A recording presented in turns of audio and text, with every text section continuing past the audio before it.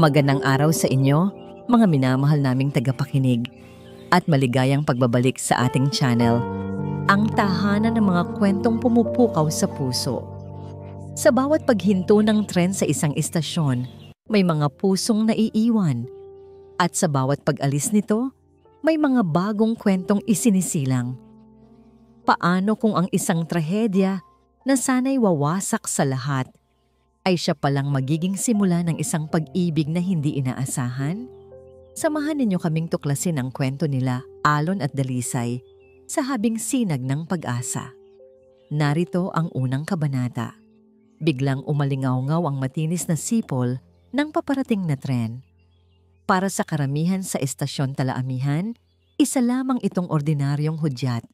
Ngunit para kay Dalisay Hiraya, ang tunog na yon ay isang punyal na paulit-ulit tumatarak sa kanyang dibdib. Automatikong napahigpit ang hawak niya sa mop at ang kanyang paghinga ay tila ninakaw ng hangin. Kusang gumapang ang kanyang kamay sa bulsa ng kanyang uniforme. Kinapa niya ang malamig na metal doon, isang luma at kupas ng hair clip na hugis bituin. Ang tanging alaala ng isang tawa na hindi na niya muling maririnig. Ipinilig niya ang kanyang ulo, pilit na iwinawaksi ang mga anino ng kahapon. Trabaho, Dalisay. Trabaho lang. Bulong niya sa sarili.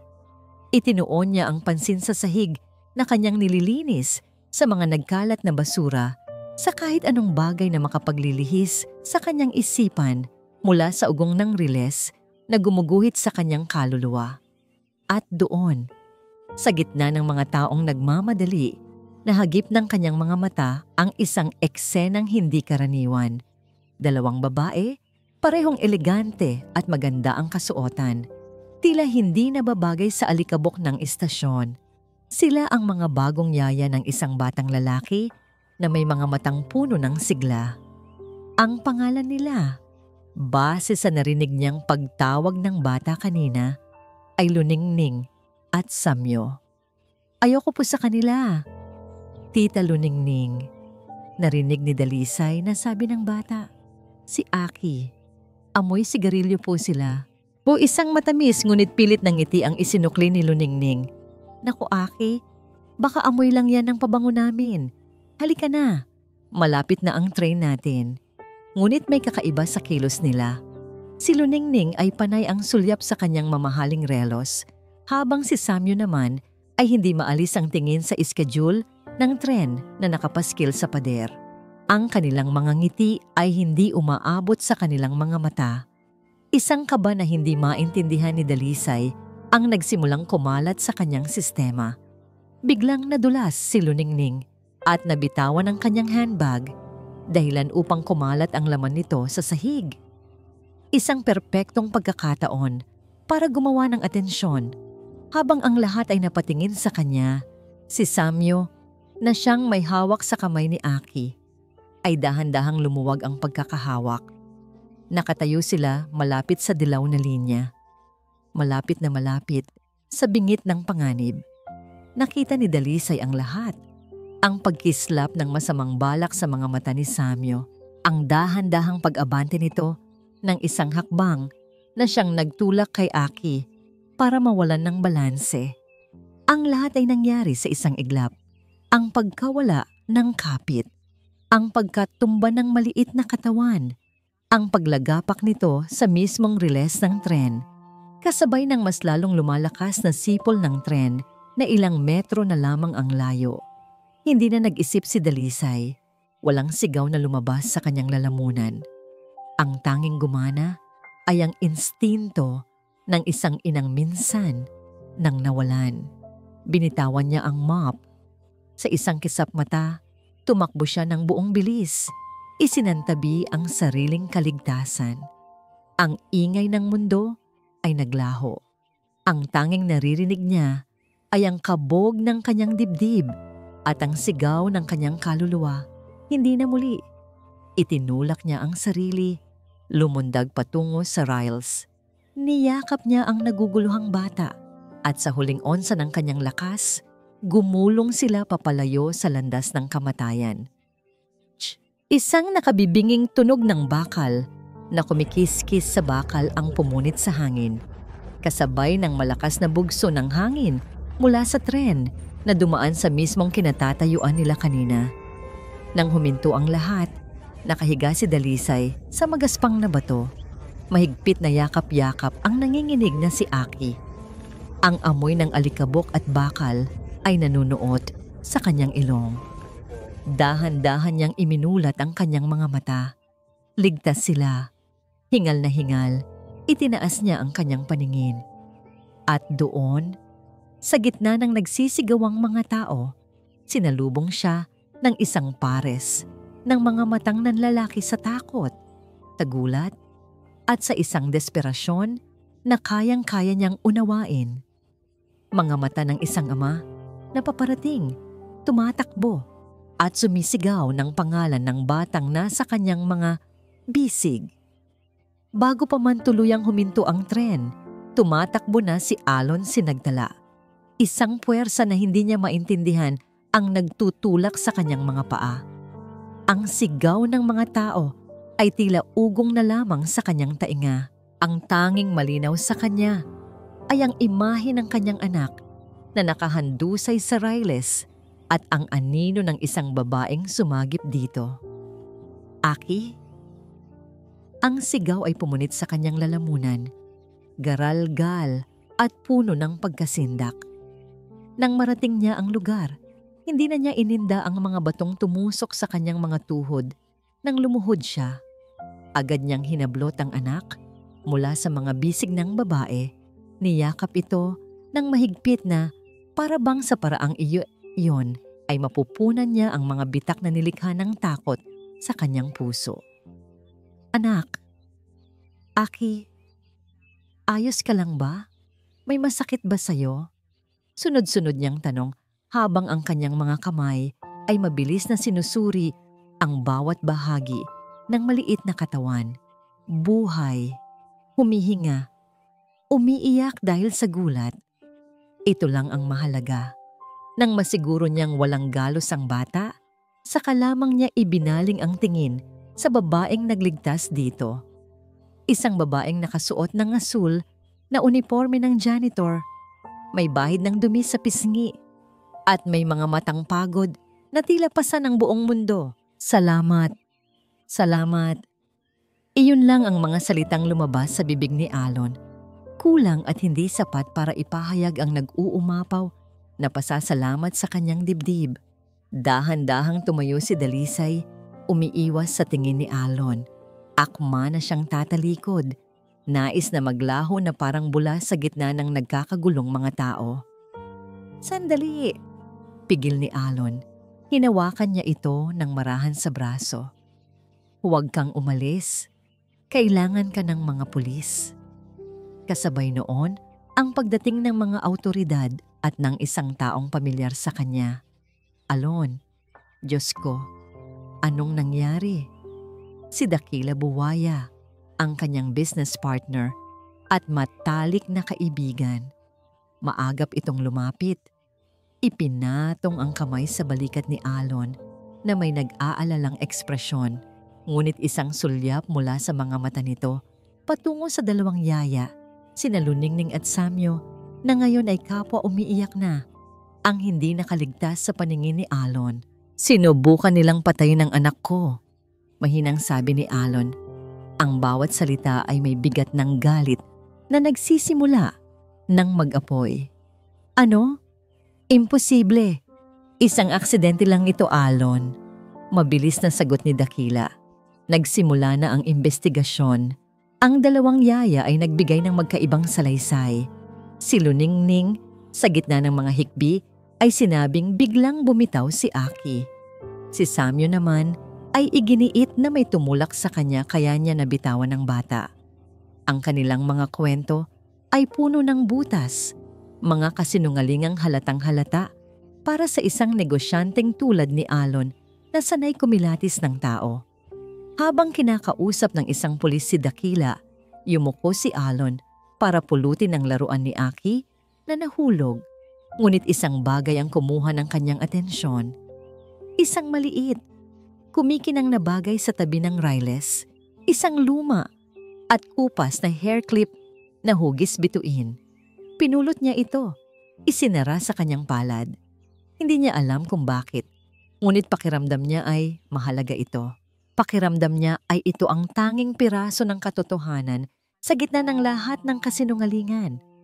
Lumapit sa kanya ang hepe ng mga pulis, isang lalaking may seryosong mukha at matalas na mga mata. Tiningnan niya si Alon. Pagkatapos ay ang umiiyak na si Aki sa kanyang bisig at ang dalawang yayang iniinteroga. Mr. Sinagtala, sabi ng pulis sa isang boses na sadyang ibinaba para sila lang ang makarinig. Base sa mga paunang salaysay at sa posisyon ng bata sa riles, huminga ng malalim ang pulis, tila naghahanap ng tamang salita. May dahilan kami para maniwala na ito ay sinadya. Ang mga salitang iyon ay tumama kay Alon na parang isang malakas na suntok sa sikmura. Nag-alis ng lahat ng hangin sa kanyang katawan at nag-iwan ng isang nakabibinging katotohanan. May isang taong malapit sa kanya na nais kunin ang buhay ng kanyang nag-iisang anak. Ito ay sinadya. Ang apat na salitang yon ay umalingaw-ngaw sa isipan ni Alon na parang sirang plaka. Matagal pagkatapos nilang umalis sa magulong istasyon ng tren, nakaupo siya ngayon sa loob ng presinto. Yakap pa rin si Aki na sa wakas ay nakatulog na dahil sa pagod. Sa tabi niya, si Dakila ay walang tigil sa pakikipag-usap sa kanyang abogado sa telepono. Tinitiyak na mapoprotektahan ang kanilang interes. Ngunit anong interes? Ang tanging interes ni Alon ngayon ay ang kaligtasan ng kanyang anak at ang paghahanap ng hustisya. Hindi ko maintindihan, Alon, sabi ni Dakila pagkatapos ibaba ang telepono. Sino ang gagawa ng ganito? Baka naman nagkamali lang ng hinala ang mga pulis. Tiningnan ni Alon ang kaibigan. Ang mukha ni Dakila ay puno ng pag-aalala, ngunit sa likod nito, may isang bagay na hindi tama. Isang kislap sa mga mata nito na hindi niya mawari. Ikaw ang nagrekomenda sa kanila, Dakila. Saan mo sila nahanap? Tanong ni Alon. Ang boses ay malamig at walang emosyon. Sa isang ahensya, isang respetadong ahensya. Medyo utal na sagot ni Dakila. Huwag kang mag-alala. Aalamin ko ang lahat. Baka naman may kinalaman dito ang babaeng yon.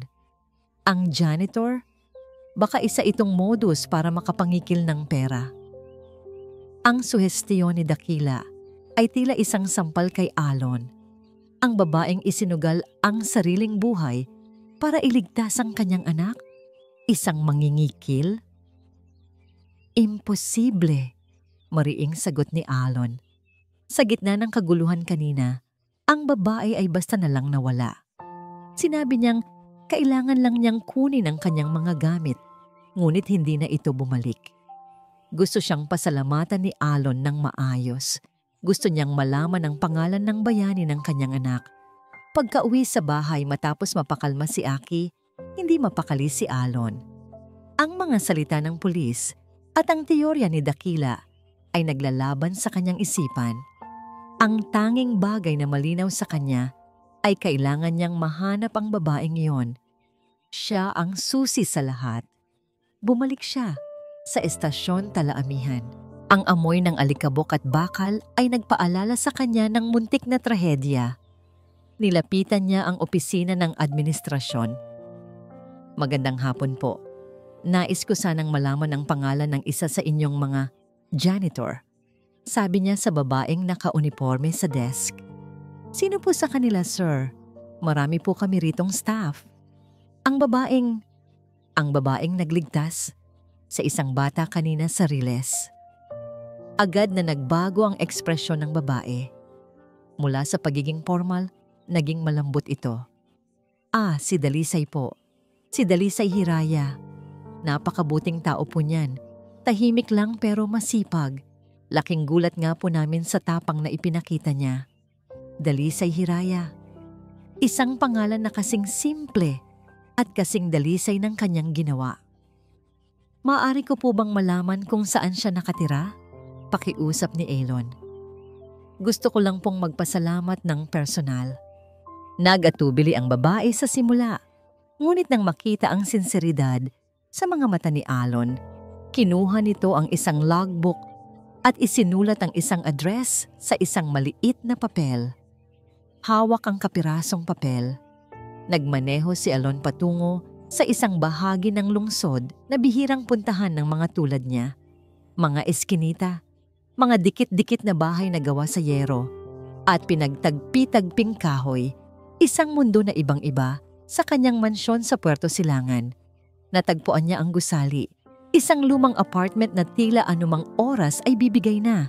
Umakyat siya sa makitid na hagdanan, hinahanap ang numerong nakasulat sa papel. Nang mahanap niya ang pinto, bahagya itong nakaawang. Mula sa siwang, naririnig niya ang isang tunog na nagpatigil sa kanya. Isang mahinang hikbi.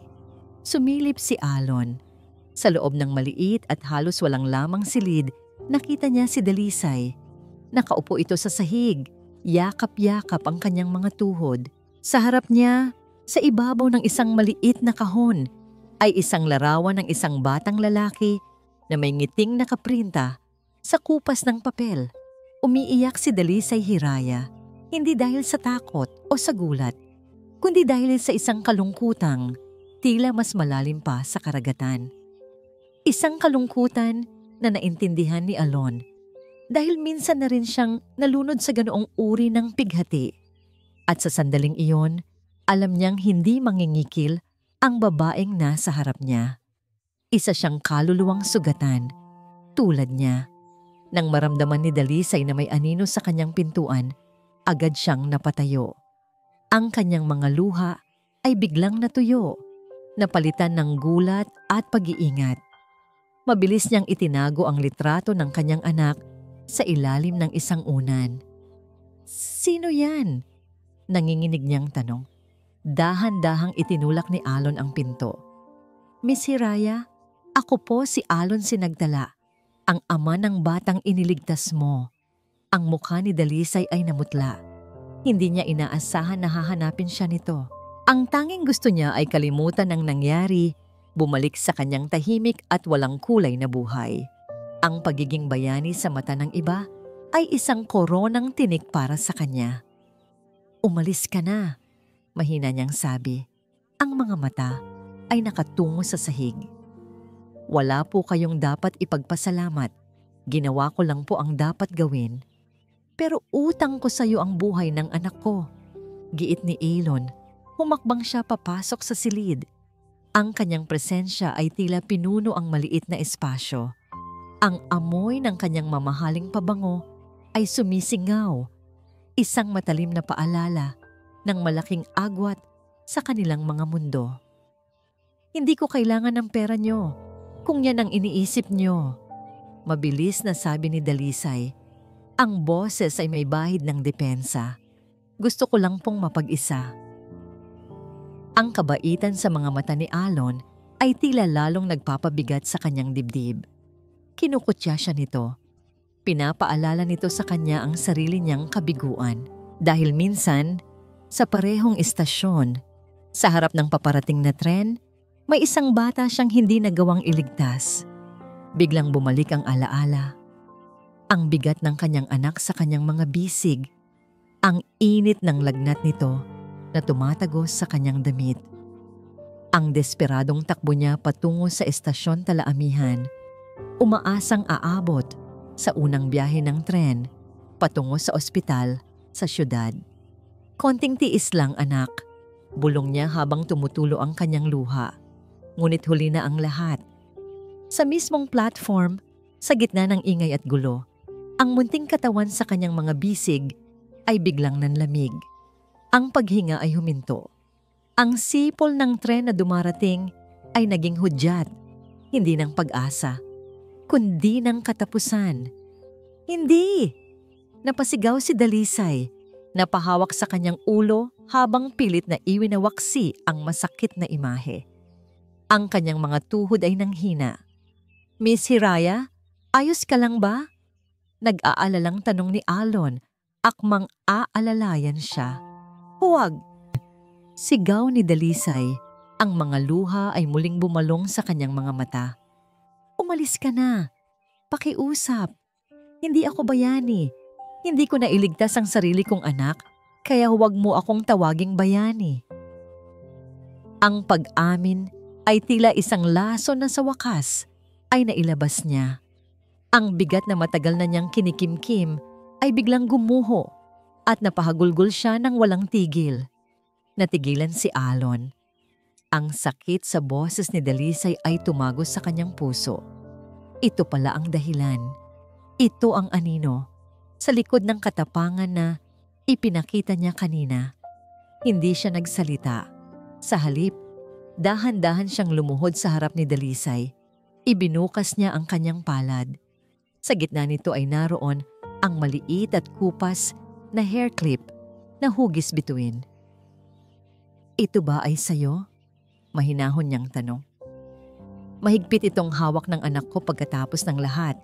Hindi niya binitawan. Napatingala si Dalisay. Ang kanyang mga matang puno ng luha ay napako sa pamilyar na bagay.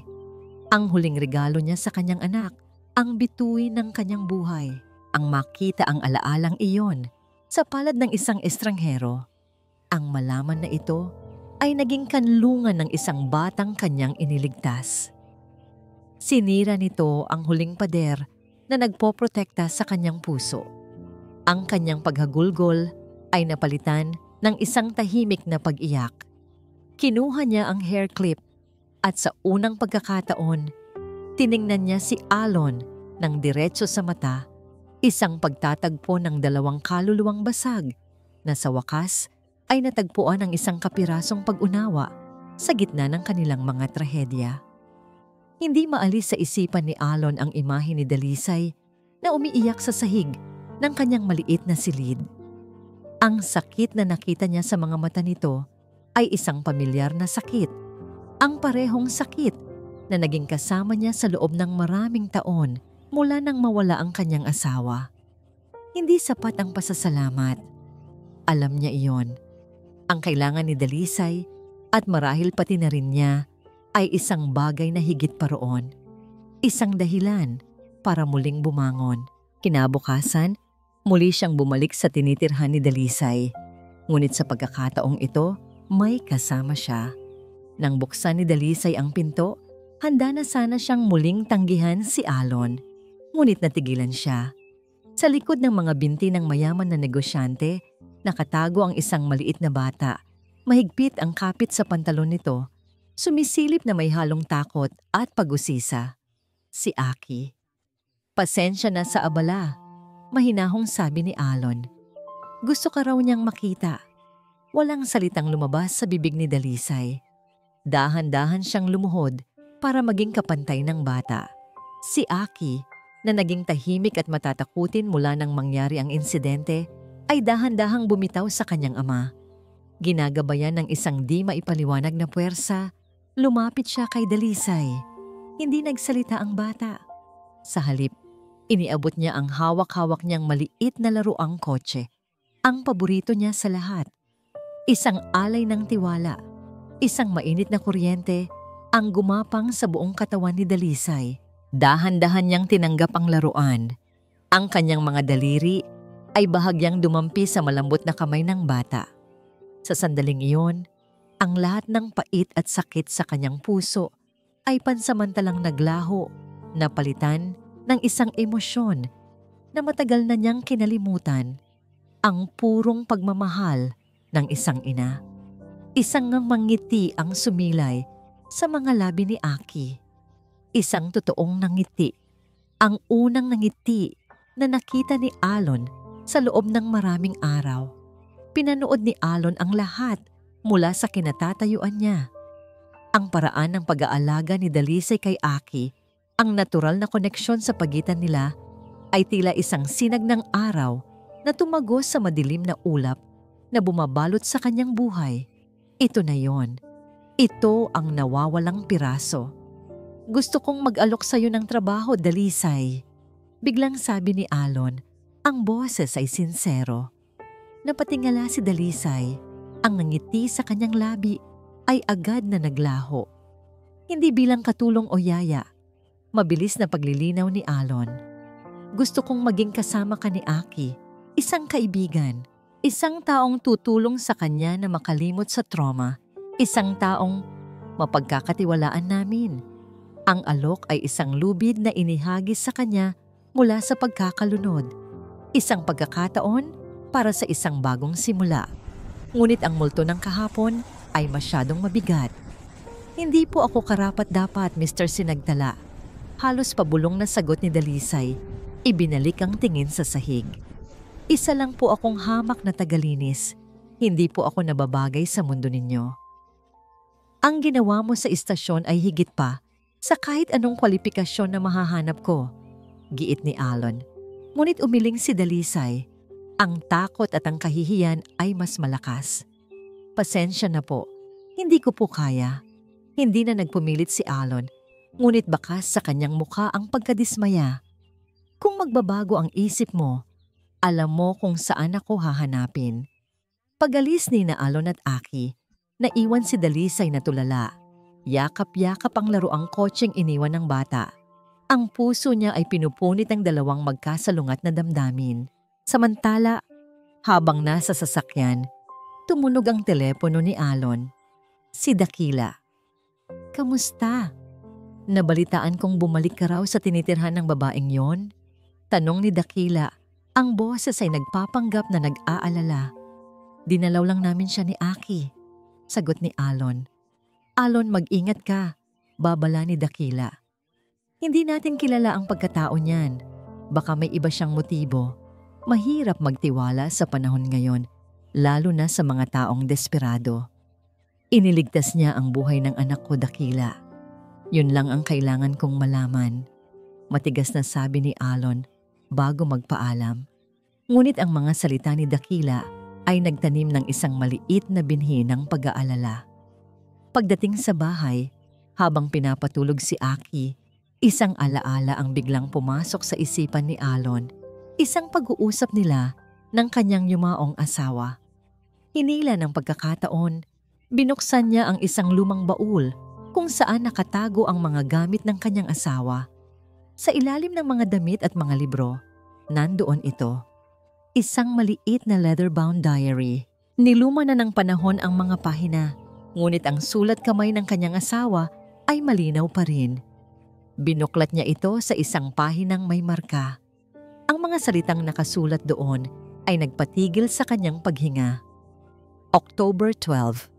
Kasama na naman namin si Dakila kanina. May kakaiba sa paraan niya ng pagtingin sa iyo, Alon. Hindi tingin ng isang kaibigan. Para itong pagkagutom. Isang bagay na hindi ko maipaliwanag. Nag-aalala ako. Biglang nanlamig ang buong katawan ni Alon. Ang babala mula sa nakaraan ay sumisigaw sa kasalukuyan at ang imahe ng kanyang matalik na kaibigan ay biglang nabalot ng isang nakakatakot na anino. Basag. Ang tunog ng nabasag na kristal na kopita ay umalingaw-ngaw sa loob ng marangyang opisina ni Dakila Buwaya. Ang mamahaling alak na kulay dugo ay dumaloy sa ibabaw ng kanyang mesa na gawa sa mahogany, bumabakat na parang kasalanan. Isang hamak na basahan, nanggigigil na bulong ni Dakila sa sarili. Ang kanyang mga kamao ay nakakuyom ng mahigpit dahil lang sa isang janitor nasisira ang lahat ng pinagplanuhan ko. Ang balita ng pagbisita ni Alon at Aki kay Dalisay ay dumating sa kanya na parang kidlat. Ang plano niya ay simple. Durugin ang emosyon ni Alon para ito ay maging mas madaling manipulahin.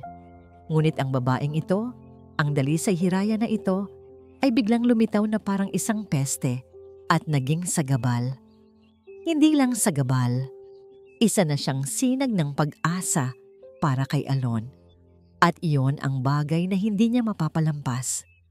Lahat na lang, napupunta sa iyo, Alon. Lahat! Sigaw niya sa kawalan. Ang yumaong asawa ni Alon na dapat ay sa kanya. Ang kumpanyang binuo nila na dapat ay siya ang nag-iisang nagmamay-ari. Pati ba naman ang katapatan ng isang estranghero? Ngunit si Dakila Buwaya ay hindi nagpapatalo. Kung hindi niya kayang sirain si Alon sa pamamagitan ng pagkawala, sisirain niya ito sa pamamagitan ng pagdududa. At ang target niya ay malinaw. Ang pundasyon ng paghanga ni Alon kay Dalisay. Kinuha niya ang kanyang telepono at mabilis na tinawagan ng isang numero. "May ipapagawa ako sa'yo," malamig niyang sabi sa kabilang linya. "Hanapin mo ang lahat tungkol sa babaeng yan, Dalisay Hiraya. Kahit ang pinakamaliit na butas sa pagkatao niya, kahit ang pinakamaduming baho ng nakaraan niya. Gusto kong malaman." Hindi nagtagal. Dumating ang impormasyon. Isang text message na may lamang maikling report. Binasa ito ni Dakila at habang nagbabasa, isang ngisi ang dahan-dahang gumuhit sa kanyang mga labi. Isang nga manggising mapanlinlang at puno ng kasamaan. Dalisay Hiraya. Walang asawa. Nagkaroon ng isang anak na lalaki. Namatay 5 taon na ang nakalipas. Sanhi ng kamatayan. Cardiac arrest. Walang pangalan ng ama sa birth certificate. Ang insidente ay nangyari malapit sa estasyon Talaamihan. Perpekto, bulong niya. Isang batang namatay sa kahina-hinalang sitwasyon. Isang inang walang maipakitang ama. Ito ang sandata na kailangan niya. Isang lason na dahan-dahan niyang ipapatak sa isipan ng lahat. Kumuha siya ng isang burner phone. Isang teleponong hindi matutunton pabalik sa kanya. Nagdial siya ng numero ng presinto ng pulisya. Nang may sumagot, binago niya ang kanyang boses, ginawa itong garalgal at tila nag-aalala. "Hello? Pulis po ba ito?" "Opo, ano po ang maipaglilingkod namin?" Huminga ng malalim si Dakila. Inihahanda ang kanyang pinakakamandag na salita. "Gusto ko sanang mag-report ng isang bagay na bumabagabag sa akin." Panimula niya. Tungkol sa babaeng si Dalisay Hiraya, ang bayani di umano sa istasyon ng tren. Ano po ang tungkol sa kanya? Sumilay ang nangiti sa mga labi ni Dakila. Isang nangiti na hindi abot sa kanyang malamig na mga mata. "Baka gusto ninyong imbestigahan kung bakit at paano ba talaga namatay ang sarili niyang anak noon." Binitawan niya ang mga salita na parang isang ahas na tumuklaw sa biktima nito. Pagkatapos, ibinaba niya ang tawag. Itinapon niya ang burner phone sa basurahan at umupo sa kanyang upuan, kampante. Ang kagat ng buwaya ay mabagal at hindi mo namamalayan. Ngunit kapag ito ay kumapit na, hihilahin ka nito pababa sa pinakamadilim na putik kung saan walang sino man ang makakarinig sa iyong paghingi ng tulong. Ang mga sumunod na araw ay isang bangungot para kay Dalisay. Ang anonymous tip ni Dakila ay kumalat na parang apoy sa tuyong damuhan. Nagsimula ito sa pagdating ng 2 pulis sa kanyang apartment. Ang kanilang mga tanong ay hindi na malumanay. Ang mga ito ay matatalim na parang bubog. Pinipiga ang bawat detalye ng pinakamasakit na araw sa kanyang buhay. "Nasaan ka noong mga oras na yon, Miss Hiraya? Sino ang ama ng bata? Bakit walang ibang saksi sa nangyari?" Ang bawat tanong ay isang sampal, isang akusasyon na bumubuhay sa halimaw ng pagkakasala na matagal na niyang sinusubukang ibaon sa limot. Pagkatapos ng mga pulis, sumunod naman ang kanyang mga kapitbahay. Ang dating mga tango at ngiti ay napalitan ng mga mapanghusgang tingin at masasakit na bulungan na naririnig niya sa tuwing siya'y lalabas. Siya raw ang dahilan kung bakit namatay ang anak niya. Baka nga modus lang niya yung pagligtas sa anak ng mayaman para pagtakpan ang nakaraan niya. Ang kanyang maliit na apartment na dati niyang kanlungan ay naging isang kulungan. Ang 4 na sulok nito ay tila lumiliit, sinisikip ang kanyang paghinga. Sa gitna ng lahat ng ito, ang pinakamasakit ay ang katahimikan mula kay Alon Sinagtala. Hindi na ito bumalik, hindi na ito tumawag. Sa isipan ni Dalisay, ang katahimikang yon ay isang hatol. Naniwala siya Naniwala siya sa mga kasinungalingan. Naniwala siyang isa siyang masamang tao. Isa itong pagkakanulo na tumusok ng mas malalim kaysa sa lahat. Nang gabing iyon, habang malakas ang buhos ng ulan sa labas, napagdesisyunan na niya. Aalis siya, mag-iimpake siya, at pupunta sa isang lugar kung saan walang nakakakilala sa kanya. Kung saan ang anino ng kanyang nakaraan ay hindi na siya masusundan. Habang naglalagay siya ng iilang damit sa isang lumang bag, isang malakas na katok sa pinto ang nagpatigil sa kanya. Ang puso niya ay kumabog ng mabilis. Ang mga pulis na naman ba?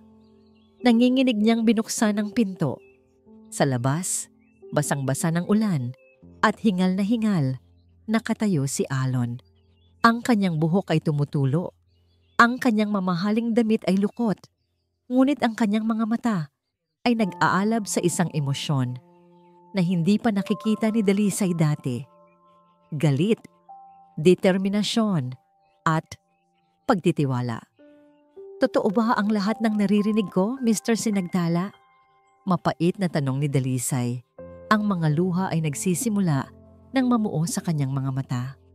Nandito ka ba para personal na sabihin sa akin na isa akong kriminal? Hindi sumagot si Alon. Sa halip, nilagpasan niya si Dalisay at pumasok sa loob. Hinarap niya ito. Ang kanyang mga balikat ay matigas sa tensyon. Nalaman ko ang tungkol sa investigasyon kanina lang. Sabi niya, ang boses ay mababa at kontrolado.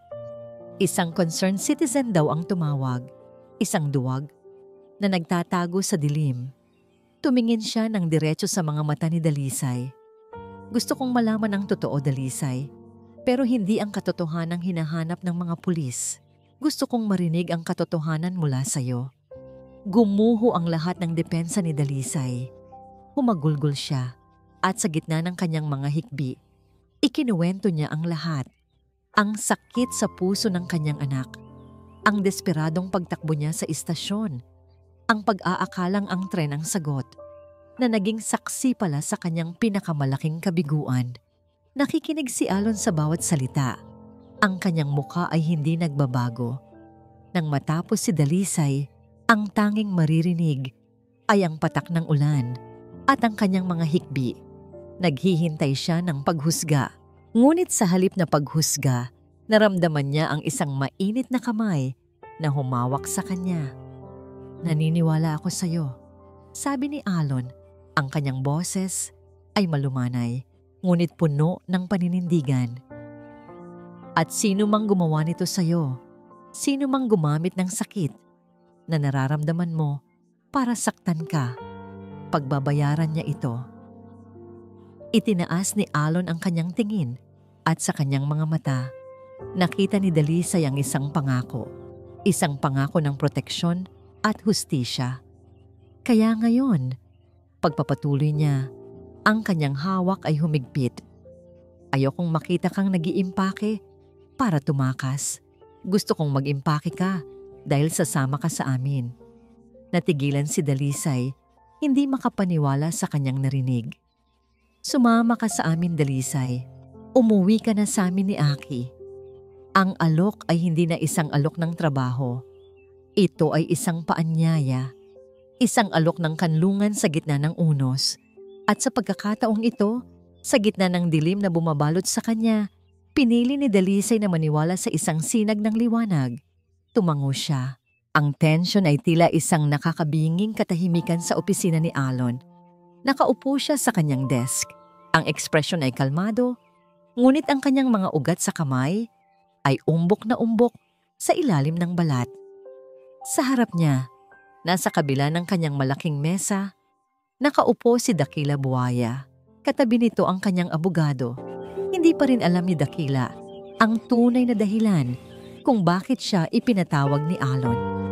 Salamat sa pagdating, Dakila, panimula ni Alon. Ang boses ay malumanay, halos hindi marinig. May mahalaga lang akong gustong ipaalam sa'yo. Siyempre naman, Alon, kaibigan tayo, sabi ni Dakila. Pilit ang nangiti. Ano ba yun? Tungkol ba sa insidente sa istasyon? Sana naman ay hindi mo na pinatutuloy ang pagkalap ng impormasyon tungkol sa babaeng yon. Delikado. Oo, tungkol iyon sa insidente, sagot ni Alon. At sa kanya inilabas ang isang maliit na voice recorder mula sa kanyang bulsa. Walang ano-ano'y pinindot niya ang play button. Ang boses ng isang babae nanginginig ngunit malinaw, ang umalingaw-ngaw sa buong silid. Ito ang boses ng isa sa mga yaya. Si Samyo. Si Sir Dakila po ang nag-utos sa amin. Sinabi niya po na kailangan naming saktan ng bata para masira si Sir Alon. Galit na galit daw po siya kay Sir Alon dahil hindi siya ang pinili ng asawa niya noon at gusto niyang makuha ang kumpanya. Nagbago ang kulay ng mukha ni Dakila. Mula sa puti, naging purpura. Ang kanyang abogado ay agad na kumilos. Akmang papatayin ang recorder. Ano ito, Alon? Isang setup? Bulong ni Dakila. Ang kanyang boses ay tila bumaba ng ilang tono. Hindi ito totoo. Ginagamit ka lang ng mga kriminal na yan. Pinindot ni Alon ang stop button. Ang kanyang tingin ay matalim, parang talim ng punyal. Isang setup, Dakila? O isang katotohanan na hindi mo kayang tanggapin? Tumayo si Alon. Dahan-dahan siyang lumapit sa kanyang mesa at mula sa drawer, inilabas niya ang isang luma at kupas na diary, ang diary ng kanyang yumaong asawa. Hindi ko ito pinaniwalaan noon, sabi ni Alon. Ang kanyang mga mata ay nanunuot sa bawat detalye ng mukha ni Dakila. Ang sabi niya, masyado raw akong mapagkakatiwalaan, masyado raw akong bulag. Binuklat ni Alon ang diary sa pahinang may marka at binasa ng malakas ang nakasulat. October 12. Kasama na naman namin si Dakila kanina. May kakaiba sa paraan niya ng pagtingin sa iyo, Alon. Hindi tingin ng isang kaibigan. Para itong pagkagutom. Isang bagay na hindi ko maipaliwanag. Nag-aalala ako. Sa bawat salitang binasa ni Alon, unti-unting nawala ang maskara ni Dakila. Ang pilit ng ngiti ay napalitan ng isang mapait na ngisi. Ang galit sa kanyang mga mata ay hindi na maitago. Oo, biglang sigaw ni Dakila. Sabay tayo at iginilid ang kanyang upuan. Ang abogado niya ay nagulat. Oo, totoo ang lahat. Hinahangad ko ang asawa mo noon, Alon. At nang ipagtabuyan niya ako, pinili ka niya. Ikaw na isang hamak na walang alam, kundi ang lumabas sa anino ng iyong ama. Dahil sa iyo nawala ang lahat sa akin. Ang pag-ibig, ang paggalang. At ngayon, gusto ko lang kunin ang dapat ay sa akin. Ang kumpanya, ang lahat ng meron ka. Kahit ang anak mo, handa akong isugal. Para lang makita kang lumuhod. Alon, para lang makita kang masira. Ang kanyang mga salita ay puno ng lason, ng inggit, ng matagal ng kinikim-kim na puot. May isa ka pang nakalimutan, Dakila, sabi ni Alon. Ang boses ay bumaba. May isa pang kasalanan na ginawa mo. Naglakad si Alon patungo sa dingding at sa kanyang pagpindot ng isang nakatagong switch, bumukas ang isang pader. Inilalantad ang isang grupo ng mga pulis na matagal nang nakikinig sa likod ng two-way mirror. P-Police? Utal na sabi ni Dakila. Nanlaki ang kanyang mga mata. Ipinaghiganti mo ang sarili mong pagkabigo sa pamamagitan ng paggamit sa mga sakit ng ibang tao, Dakila. Sabi ni Alon, ang bawat salita ay isang hatol. At sinubukan mong sirain ang buhay ng isang inosenteng babae. Ngayon, oras na para pagbayaran mo ang lahat ng yon. Agad na pumasok ang mga pulis sa opisina. Akmang posasan na nila si Dakila nang bigla itong kumilos. Sa isang mabilis na galaw, inabot niya ang isang paper knife na nasa mesa at dinukot iyon. Hindi! Sigaw ni Dakila. Ang kanyang mukha ay balot na balot ng galit at desperasyon. Hindi ako papayag. Hindi ako magpapatalo sa iyo, Alon. At sa isang iglap, tumalon si Dakila. Hawak ang paper knife at walang pakundangan itong ibinaon patungo sa puso ni Alon. Ang tunog ng pagbagsak ng katawan at ang pag-ungol ni Dakila ay pumuno sa silid, hindi kay Alon. Sa huling sandali, ang mga pulis ay mabilis na nakakilos. Isang mabilis na pagharang at ang paper knife ay lumipad sa sahig. Si Dakila ay agad ng pinusasan. Ang kanyang mga sigaw ng galit at paghihiganti ay tila huni ng isang nasaktang hayop. Ligtas si Alon. Nang sumunod na mga linggo, ang lahat ay nahayag sa publiko. Ang kaso ni Dakila Buwaya at ng dalawang yaya ay naging headline sa Puerto Silangan. Ang kanilang mga kasinungalingan ay gumuho at ang kanilang mga kasalanan ay nabayaran sa ilalim ng batas. Si Dalisay, na minsan ay biktima ng paninira, ay kinilala na ngayon bilang tunay na bayani. Ngunit para kay Dalisay, ang pinakamahalagang bagay ay hindi ang pagkilala. Ito ay ang pakiramdam ng kapayapaan na muling bumalik sa kanyang puso. Ilang buwan na ang lumipas mula nang gabing dinala siya ni Alon at Aki sa kanilang tahanan. Ang mansyon na yon, na dati ay tila napakalaki at napakalamig, ay napuno na ngayon ng init at tawanan. Si Aki, na dating tahimik, ay muling naging masigla at ang koneksyon niya kay Dalisay ay mas naging malalim pa kaysa sa inaasahan. Isang hapon, dinala sila ni Alon sa isang liblib na dalampasigan malayo sa ingay ng syudad. Walang mga riles, walang tren, tanging ang malumanay na hampas ng alon sa buhangin. "Tingnan mo, Mama Dalisay, ginawa ko to." Masiglang sigaw ni Aki, ipinapakita ang isang malaking sandcastle na kanyang ginawa. Ngumiti si Dalisay at gumanti ng isang yakap. Ang Mama Dalisay ay musika sa kanyang tainga. Ang bansag na yon ay masigit pa sa anumang titulo o pagkilala. Ito ang pagpuno sa butas na matagal nang iniwan ng kanyang puso. Pinanood ni Alon ang dalawa, nakasandal sa isang puno ng niyog. Sa wakas, ang mga anino ng nakaraan ay ganap nang nawala. Ang kanyang puso, na matagal nang nakakulong sa pighati at pagdududa, ay muling nakahinga. Nakaramdam siya ng kalayaan. Nilapitan niya si Dalisay at dahan-dahan itong naupo sa tabi niya. Ang kanyang kamay ay lumapat sa kamay ni Dalisay at mahina niyang pinisil iyon. Walang formal na paghaharap, walang engrandeng mga salita. Dahil ang kanilang kwento ay binuo sa pag-unawa, sa pagtitiwala at sa mga sakit na pinagdaanan. "Dalisay," sabi ni Alon, ang kanyang boses ay mababa at puno ng emosyon. "Alam kong marami na tayong pinagdaanan, maraming sakit, maraming pagsubok." Tiningnan niya ng diretso ang mga mata ni Dalisay, puno ng pag-asa at pagmamahal. Pero sa kabila ng lahat, nakakita tayo ng liwanag. Nakita ko ang liwanag na yon sa'yo at nakita ko ang liwanag na yon sa atin ni Aki. Gusto kong magkasama tayo, Dalisay. Hindi lang para kay Aki, kundi para sa ating dalawa. Huminga siya ng malalim. Gusto kong muling magtayo ng isang pamilya. Isang pamilya na binuo hindi lang ng dugo, kundi ng pagmamahal, tiwala at pag-asa. Sasamahan mo ba kaming muli, Dalisay? Bilang aking asawa, bilang ina ni Aki. Napuno ng luha ang mga mata ni Dalisay, ngunit sa pagkakataong ito, mga luha ng lubos na kaligayahan.